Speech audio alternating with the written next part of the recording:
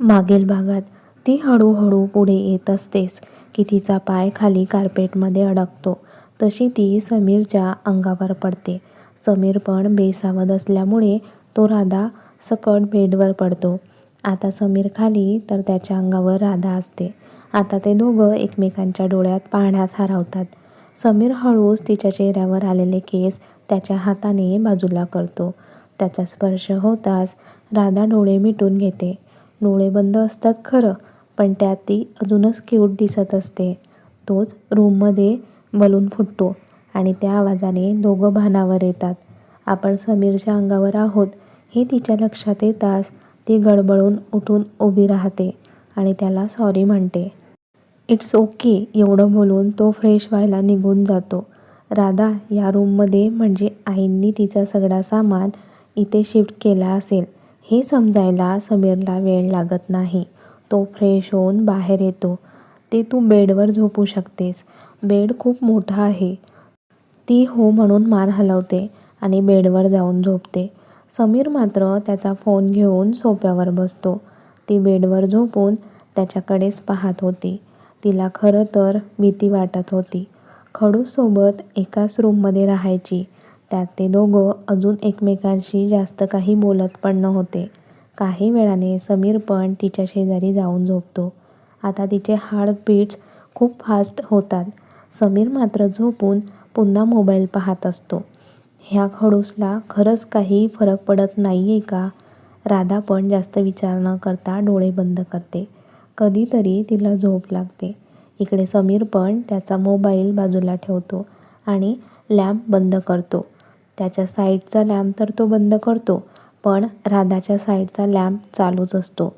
तो उठून तिच्या साईडचा लॅम्प बंद करतो, पण आता त्याचा चेहरा तिच्या अगदी जवळ असतो. झोपमध्ये ती खूप सुंदर दिसत असते. समीर काही वेळ तिच्याकडे पाहत असतो. तिच्याकडे पाहत तो तिच्या अगदी जवळ झोपतो. आता दोघं एकमेकांच्या खूप जवळ होते. राधा तर झोपलेली होती, पण समीर मात्र तिच्याकडे प्रेमाने पाहत असतो.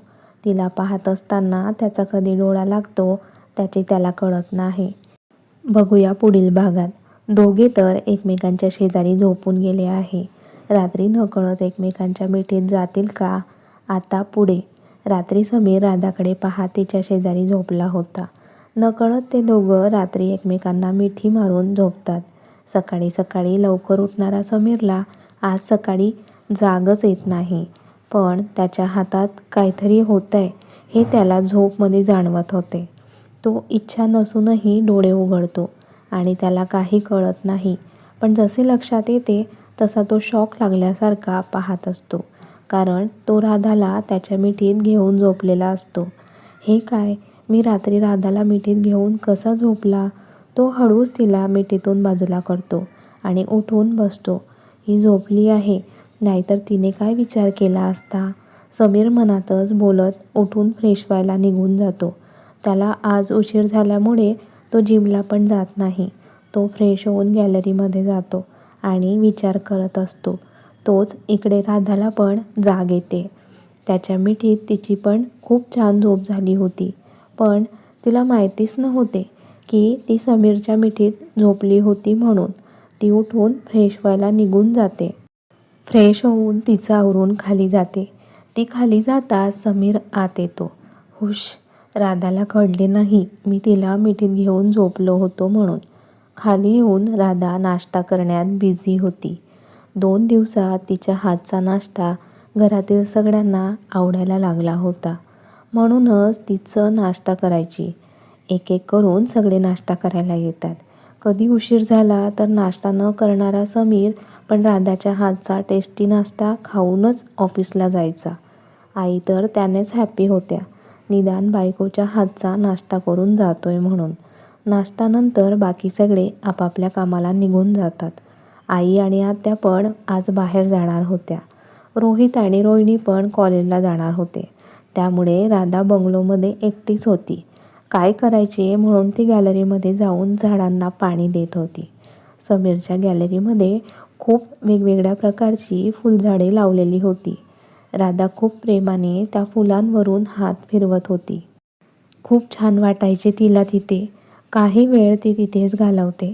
समीर आज घरी जरा लवकर येतो. त्याला घरात कोणीच दिसत नाही. असतील आपापल्या रूममध्ये असा विचार करून तो त्याच्या रूममध्ये येतो, तर त्याला राधा पण दिसत नाही. राधा कुठे गेली? तो तिला रूममध्ये इकडे तिकडे पाहतो. नंतर गॅलरीमध्ये येतो, तर ती फुलांवरून प्रेमाने हात फिरवत होती. राधा, तो तिला आवाज देतो. त्याच्या आवाजाने राधा घाबरून मागे पाहते. हे, रिलॅक्स, मी आहे समीर. तिला घाबरलेलं बघून तो बोलतो. ते तुम्ही आज लवकर? हो, मला तुझ्याशी महत्त्वाचे बोलायचे होते. मी फ्रेश होऊन आलोच. एवढं बोलून तो आत निघून गेला. तो जाताच राधा पण खाली आली आणि त्याच्यासाठी कॉफी आणि तिच्यासाठी चहा ठेवला. समीर बाहेर यायच्या आत ती चहा कॉफी घेऊन वर आली.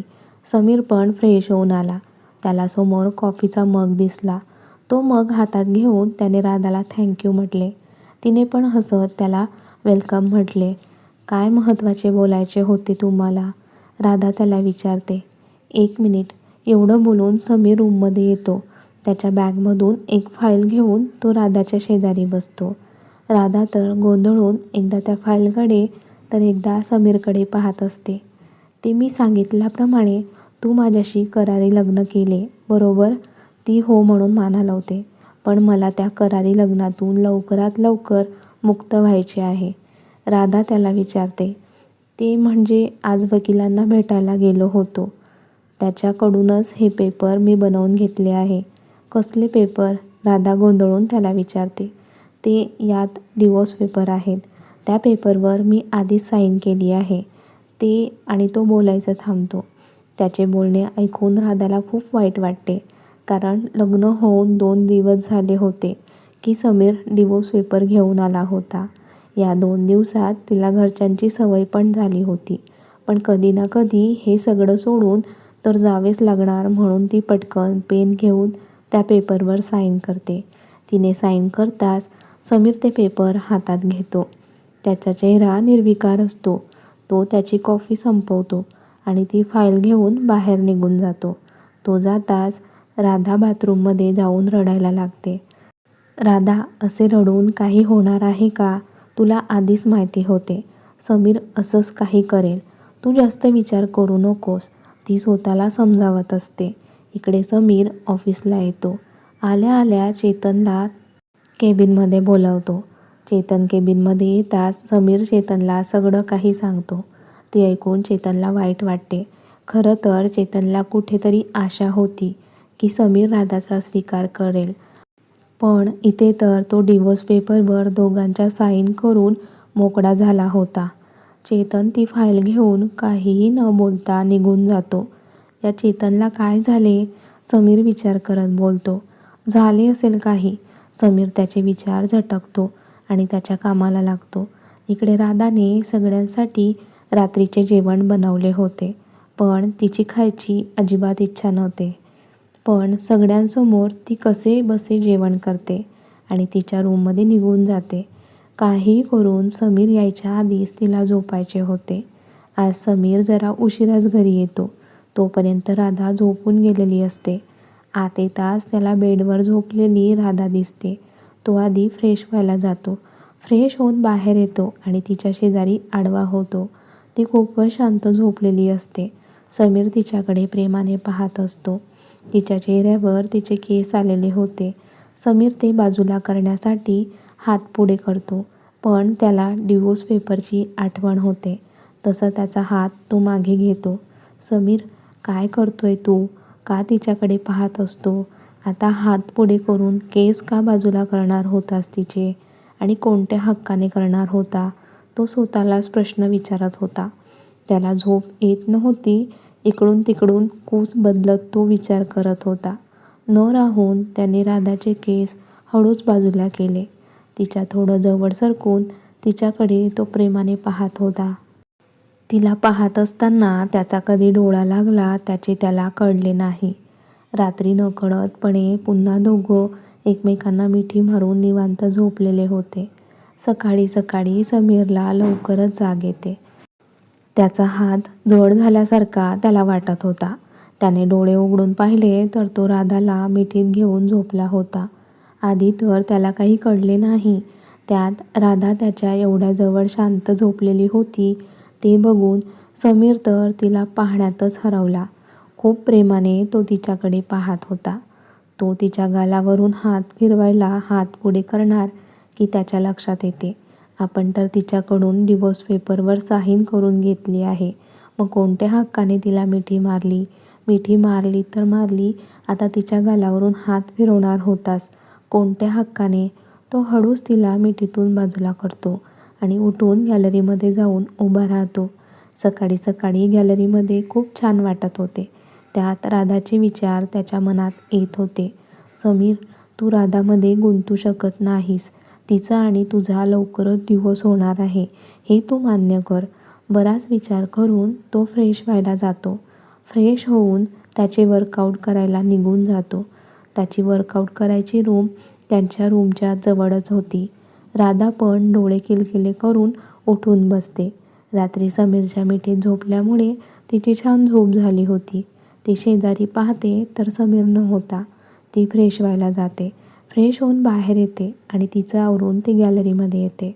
सकाळी सकाळी गॅलरीमध्ये खूप छान वाटत होते तिला. वर्कआउट करत असताना समीरचे लक्ष तिच्याकडे जाते. राधा झाडांना पाणी घालत होती.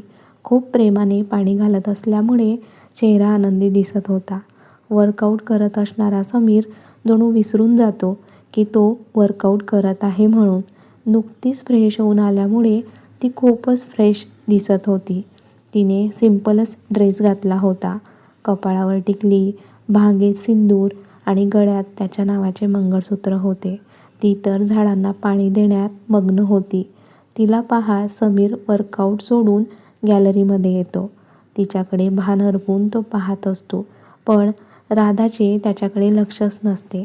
त्याला पण गॅलरीमध्ये खूप छान वाटत होते. राधाचे सगळ्या झाडांना पाणी देऊन झाले तशी ती मागे वळून खाली जायला निघालीच होती, पण मागे वळताच ती समीरला धडकली. खरं तर विचारीला माहितीच नव्हते की समीर तिच्या मागे उभा आहे म्हणून.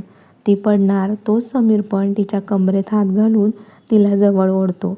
आता दोघांचे चेहरे एकमेकांच्या समोर असतात. काही वेळासाठी ती दोघं एकमेकांच्या डोळ्यात पाहण्यात हरवतात, पण राधाच्या लक्षात येताच ती बाजूला होते. समीर पण भानावर येत तिला सॉरी म्हणतो. आता काय बोलावे दोघांना पण कळत नव्हते. गुड मॉर्निंग दोघे सोबतच बोलतात. असे सोबत बोलल्यामुळे त्यांना हसू येते.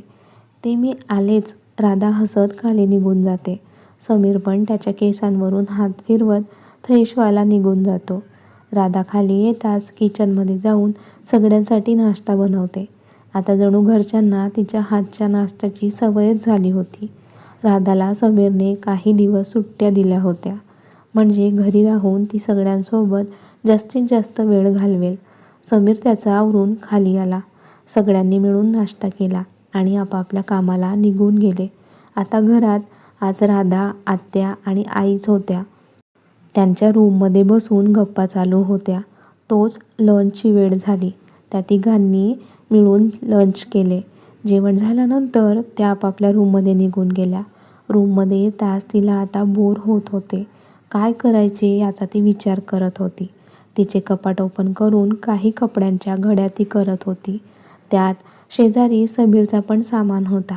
त्याकडे पाहत मी बघू का, आणि ती तो बॉक्स घेऊन तिथेच खाली बसते. त्यात काही फोटो दिसत होते.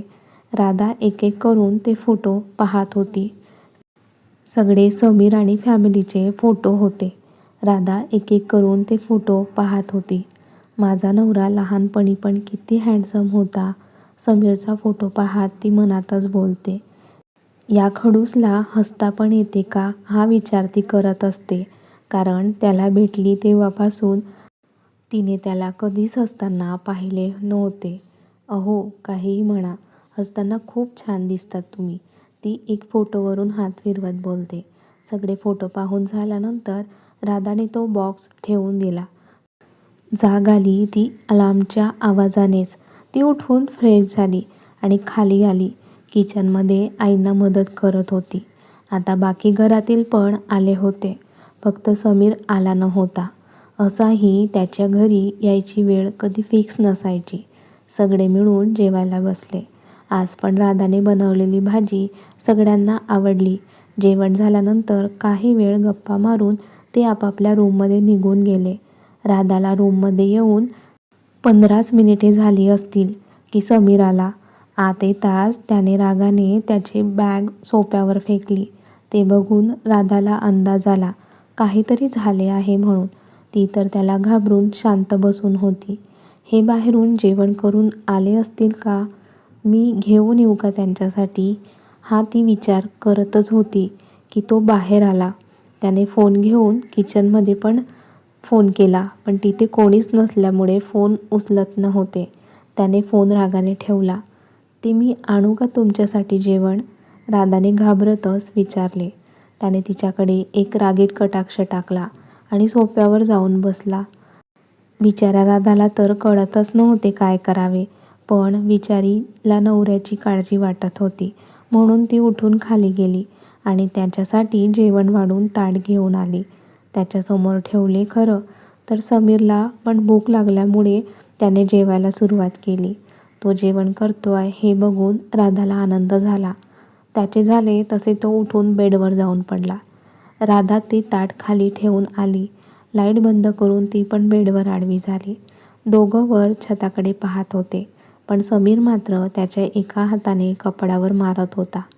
राधा रूममध्ये आली तेव्हाच तिला दिसले, पण तिने त्याला काही विचारले नाही. ती उठून बसत सर काही होतंय का तुम्हाला? नाही काही नाही, तो बोलतो. राधा पण जास्त विचार न करता त्याच्याकडे पाठ करून झोपते. इकडे मात्र समीरचे सारखे कूस बदलणे चालू होते. राधा हळूच उठून बसते. सर आता मला रागावले तरी चालतील. ती एक दीर्घ श्वास घेऊन त्याच्या कपाळावर दाबायला सुरुवात करते. तिचा स्पर्श होताच समीर गोंधळून तिच्याकडे पाहतो, पण तिच्या तशा करण्याने त्याला खूप छान वाटत होते. तो डोळे मिटून तसाच पडून होता. हळूहळू त्याचे डोळे जळ होत होते. काही वेळातच त्याला झोप लागून गेली. राधा अजून पण दाबत होतीच की झोपमध्ये त्याने तिचा हात पकडला. त्याची पकड एवढी घट्ट होती की राधाला तिचा हात सोडवताच येत नव्हता.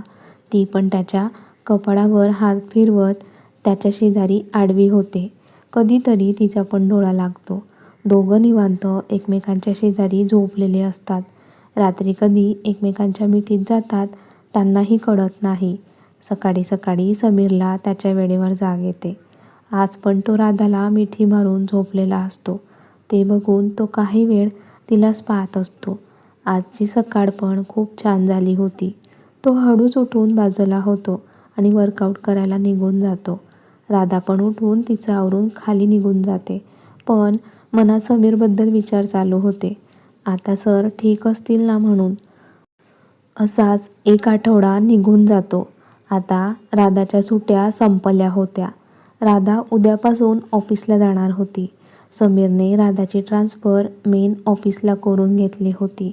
बघूया ऑफिसमध्ये राधा समीरचा रोमॅन्स. आणि कथेचा हा भाग कसा वाटला कमेंट्स करून नक्की कळवा. व्हिडिओला लाईक करा, जास्तीत जास्त शेअर करा. त्याचबरोबर मनगाथा या चॅनलला सबस्क्राईब करायला विसरू नका. धन्यवाद.